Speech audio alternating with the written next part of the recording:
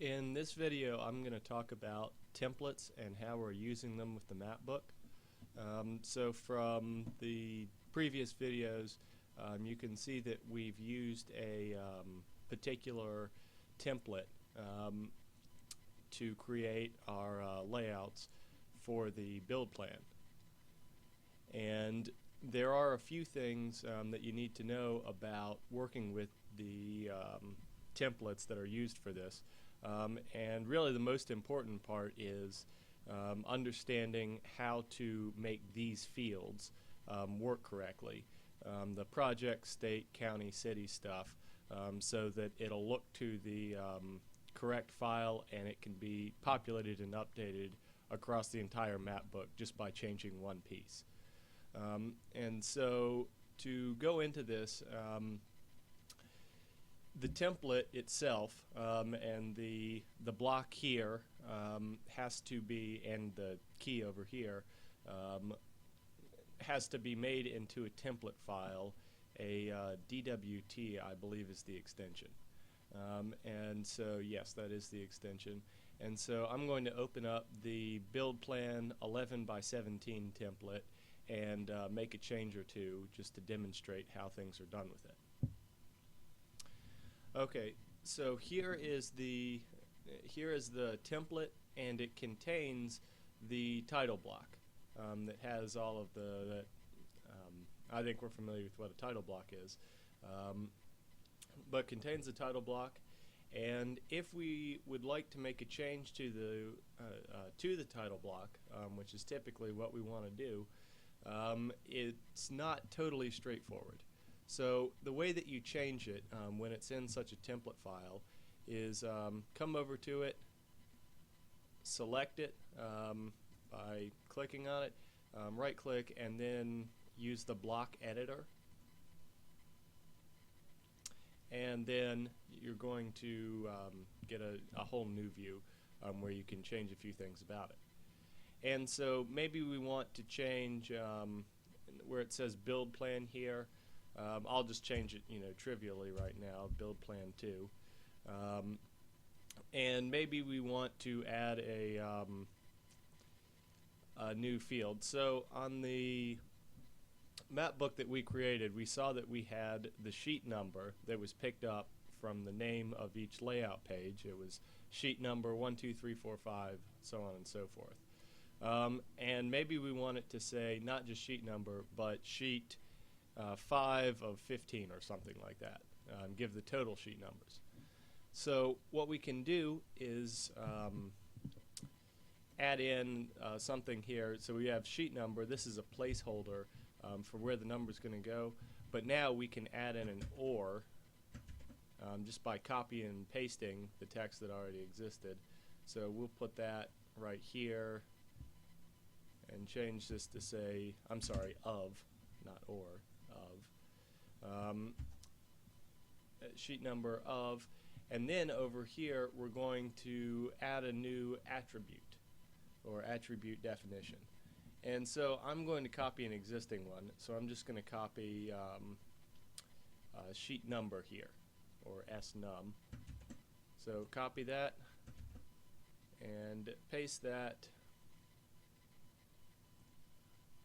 over here, and then adjust it so it's in roughly the same place. And then if we double click on this, this is the important part where we edit the attribute definition. And so now you can add a tag or just a default text for it. So I'm just going to call it T for total. And then if you come down here and you double click on this field that's in gray right there, you will bring up this dialog box. And this one is important because it's where you define where the path to that sheet set file is. And that's very important because that's where it's going to look for the information that it needs to put in here. So the way to tell it where that path is go to sheet set right there, and my path to master 1 is already up and highlighted, but you may need to define where your master sheet set is And so you're just going to come up here, click on the dots, and then browse to wherever it happens to be.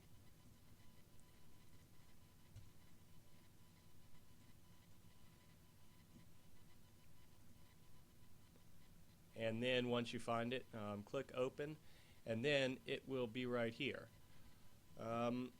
Then you have some custom properties that are associated with your sheet set, or you can even define more, and I'll show you how to do that in a second. But when for your attribute definition, you just select whichever attribute you'd like. In this case, we're looking for total pages.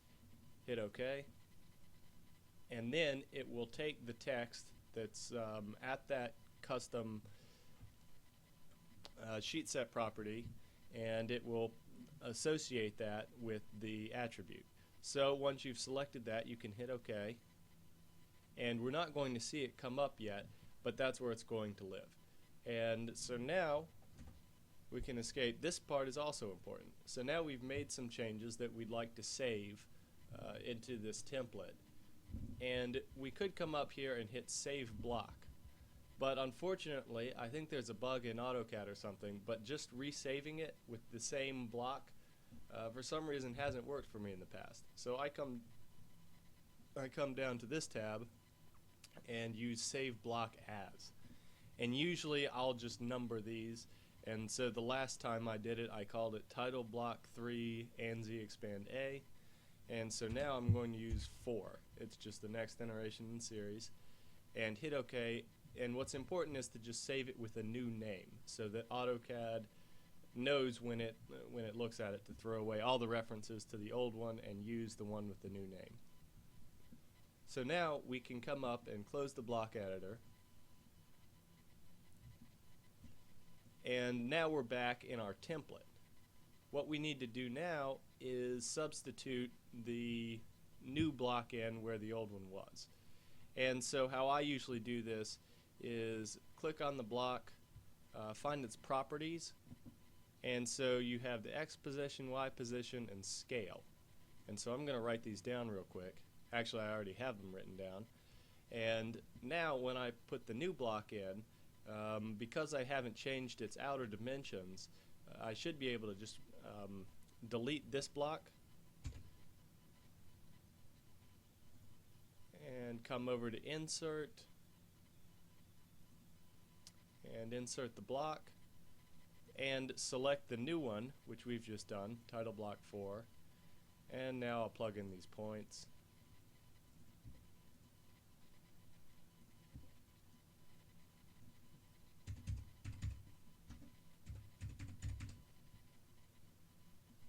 And a scale factor of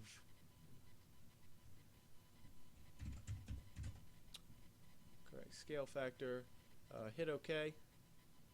Then it'll bring up this screen where you can edit the presets of the attributes, but I'm not particularly worried about it.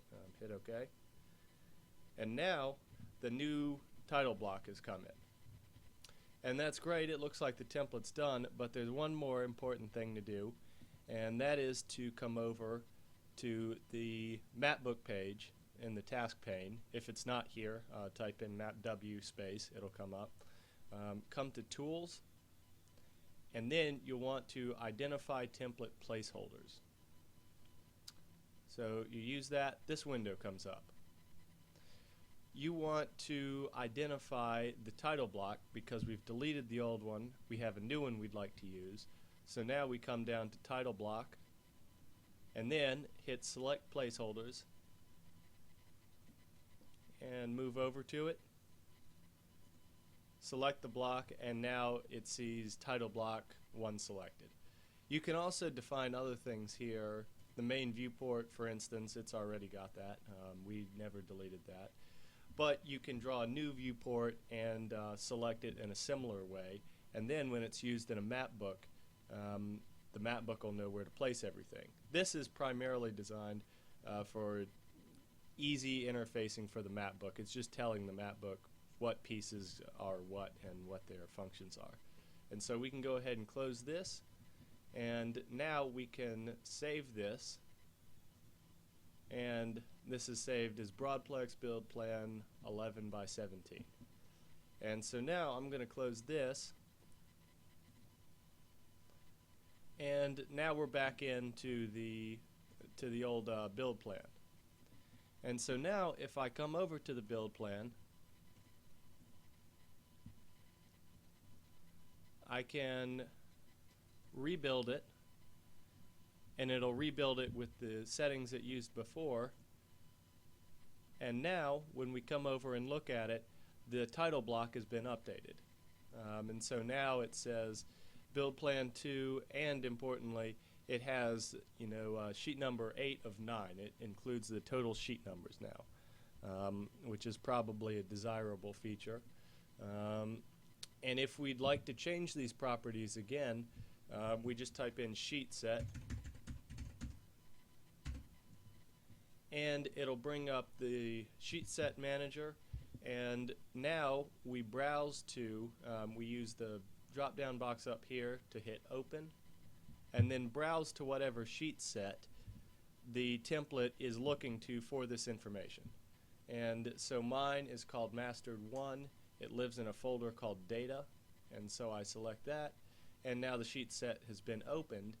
Now if I come and click on it, I can right click, go to Properties, and come down to the sheet set custom properties. And so we have city, county, date, job, etc., and total pages. So in this document we have 14 total pages of the build plan so far. And so we can hit OK there, and I'll close this just for clarity. And now if I save this again, Control S, it'll come through and update the sheet, and now we see that the total number of sheets has changed. Another thing to demonstrate in Sheetset is when you have your master sheet set open like this, you can come down and define your own custom properties.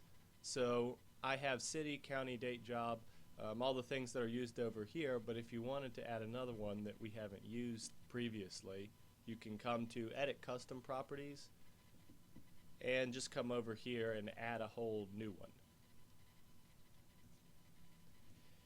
And that's how this part is done.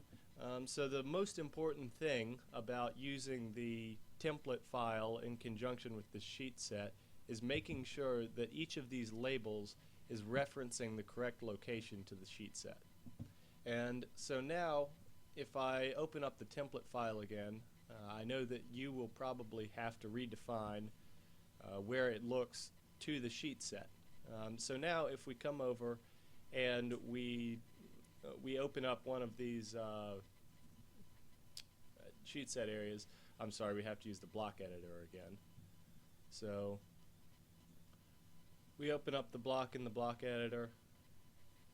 We come over to where the attributes are defined, double click on one, brings up this screen, double click on the default, and then under field you want to select sheet set.